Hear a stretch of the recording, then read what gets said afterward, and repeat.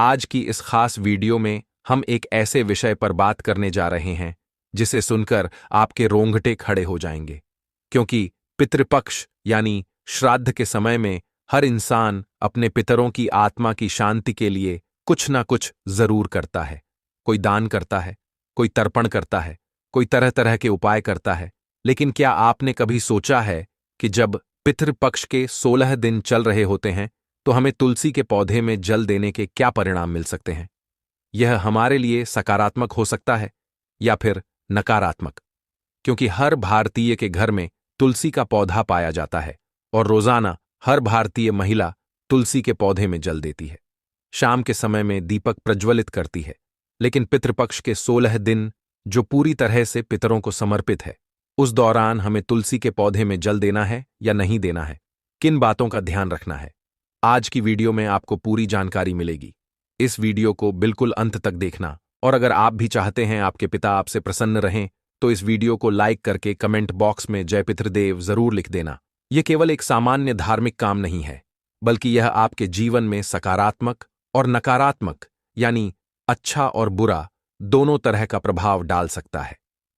इसीलिए आज के वीडियो में हम आपको विस्तार से बताने वाले हैं कि अगर कोई भी महिला पितृपक्ष के दौरान तुलसी में जल चढ़ाती है तो उसके जीवन में कौन कौन से चमत्कारिक परिवर्तन होते हैं और कौन कौन सी कठिनाइयां उसके सामने खड़ी हो जाती हैं।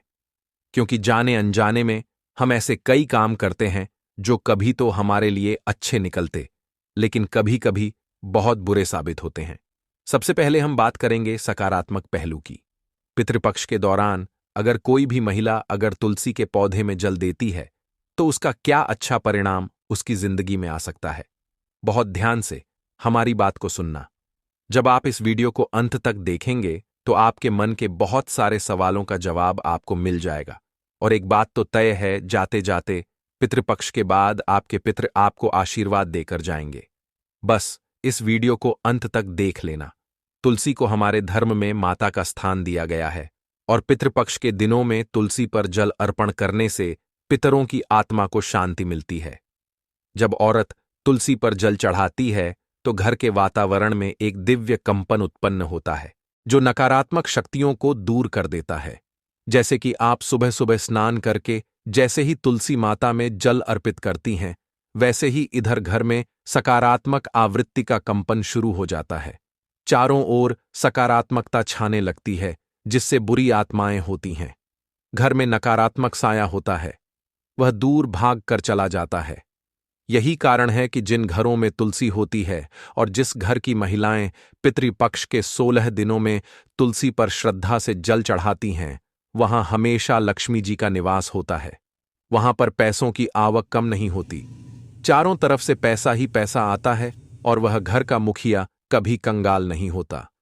उसके घर में बहुत पैसा आता है, बहुत ज्यादा वह जीवन में उन्नति करता है। कोई उसे गिरा नहीं पाता, कोई उसे झुका नहीं पाता।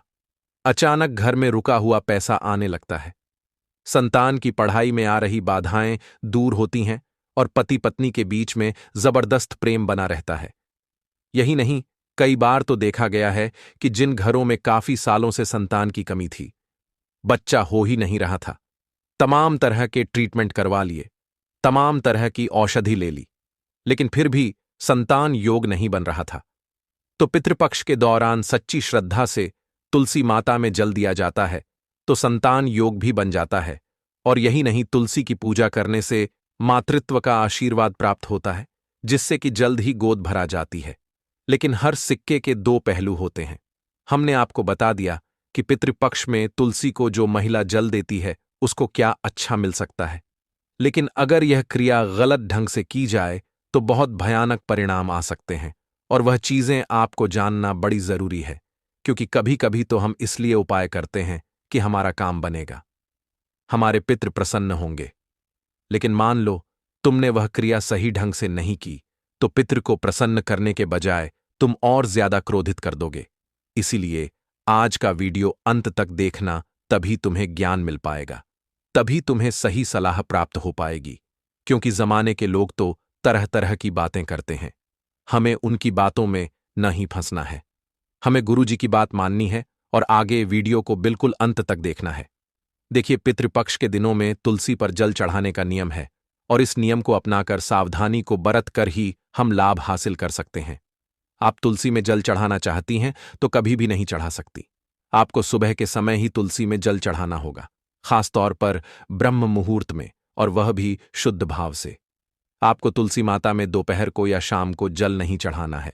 कान खोलकर यह बात सुन लेना, वरना बहुत बड़ी मुसीबत पैदा हो जाएगी। पितृपक्ष के 16 दिनों में आप तुलसी पर जल चढ़ाइए, लेकिन सुबह के समय में, दोपहर या फिर शाम को आपको तुलसी माता में जल नहीं चढ़ाना है, वरना लाभ होने के बजाय और ज्यादा हानि होने लग जाएगी। माना जाता है कि ऐसा करने से पितृ नाराज हो जाते हैं और घर पर संकट मंडराने लगता है, आर्थिक हानि होने लग जाती है, संतान का एकदम से स्वास्थ्य बिगड़ने लगता है, और कई बार यह देखने को भी मिला है कि पति पत्नी के रिश्तों में भी दरारें आ जाती हैं। इसलिए अगर आप रोजाना तुलसी माता पर जल चढ़ा रही हैं तो इस बात का विशेष ध्यान रखें। पितृपक्ष के 16 दिनों में या अन्य किसी भी दिन सुबह के समय ही आपको जल चढ़ाना है।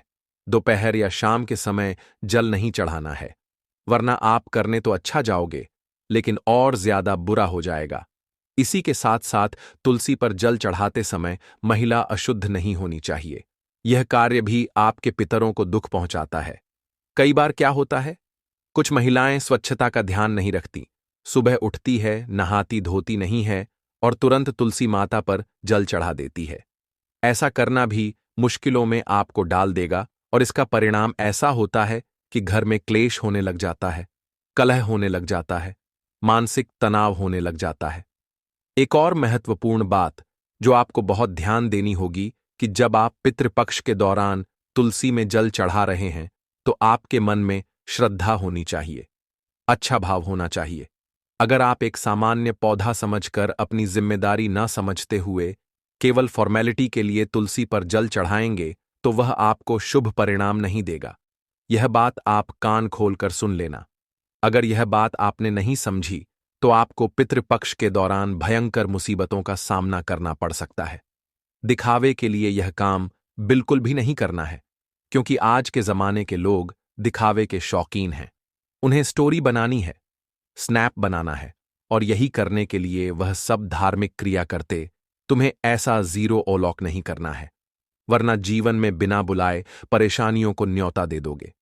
पितृपक्ष का महत्व केवल कर्मकांड से नहीं होता, बल्कि भावनाओं से जुड़ा होता है।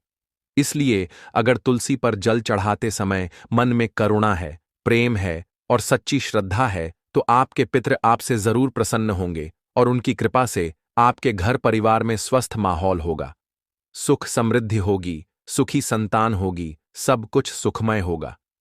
कई कथाओं में तो यह भी आता है कि एक औरत जिसने पितृपक्ष में पूरे नियम से तुलसी पर जल चढ़ाया, उसकी पीढ़ियों का उद्धार हुआ, और अचानक से उसके घर में ऐसा वैभव आया, इतना पैसा आया कि गिनना मुश्किल हो गया, इतनी संपदाएं कि संभालना मुश्किल हो गया।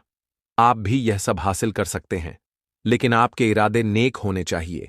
आपके मन में भड़काऊ नहीं होना चाहिए, आपके मन में दोगलापन नहीं होना चाहिए, किसी के प्रति आकर्षण नहीं होना चाहिए।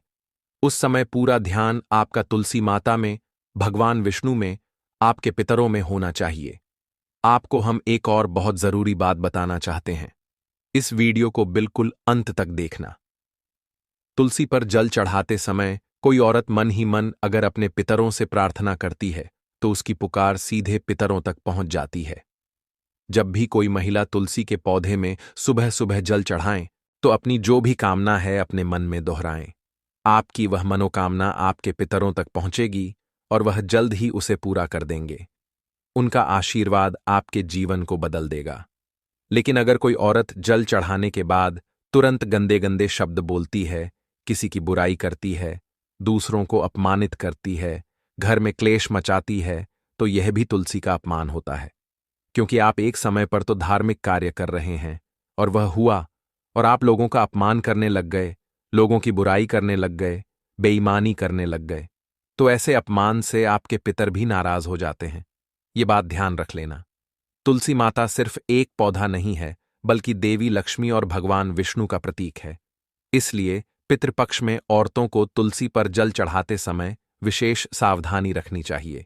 2-3 सावधानियां गुरुजी तुम्हें बता रहे हैं, ये सावधानियां अगर तुमने नहीं सुनी तो तुम बहुत बड़ी मुसीबत में फंस सकते हो। तुम्हारी एक गलती तुम्हारे ऊपर भयंकर पितृदोष लगा सकती है। इसीलिए वीडियो को बिल्कुल अंत तक देखते रहना। अगर आपको गलती से शाम के समय या फिर दीपक जलाते समय तुलसी के ऊपर जल अर्पण हो गया है, तो समझ लेना कुछ मुसीबत जीवन में आ सकती है। इसलिए तुम्हें बहुत सावधानी से काम लेना है। इस विषय की गहराई को समझना बहुत जरूरी है, क्योंकि यह केवल एक धार्मिक रिवाज नहीं है, बल्कि जीवन की दिशा तय करने वाला महत्वपूर्ण फैसला है। क्योंकि आज के दौर में विज्ञान भी मानता है कि तुलसी के पास ऊर्जा होती है और यह ऊर्जा जल के माध्यम से सक्रिय होती है। जब कोई औरत पितृपक्ष में तुलसी पर जल चढ़ाती है, तो वह अपने घर के वातावरण को ऊर्जावान बनाती है, सकारात्मक कंपन से भर देती है। लेकिन वहीं अगर यह जल बिना किसी नियम के चढ़ाया जाए, अब पितृ हाथों से चढ़ाया जाए, तो डाला हुआ यह जल ऊर्जा के असर को उल्टा कर देता है। यह हम आपको वैज्ञानिक कारण बता रहे हैं, और यह वैज्ञानिक कारण उन लोगों के लिए है जो इस बात को गहराई से समझना चाहते हैं।